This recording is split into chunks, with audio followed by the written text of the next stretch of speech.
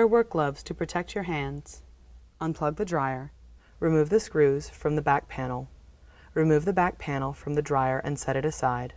Disconnect the wires using a slot screwdriver to pry the wires off the spades if necessary. Remove the mounting screws from the heating element using a 1/4 inch nut driver and pull it off of the heater box.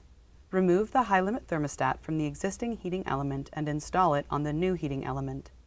Position the new heating element on the heater box and line up the mounting screw holes. Insert the mounting screws and tighten them firmly. Properly connect the wires to the new heating element. Warning: for safety and to avoid damage to the new element, the wires must be properly connected. Position the back panel on the back of the dryer. Line up the mounting screw holes. Insert the mounting screws and tighten them firmly. Plug the dryer into the wall outlet.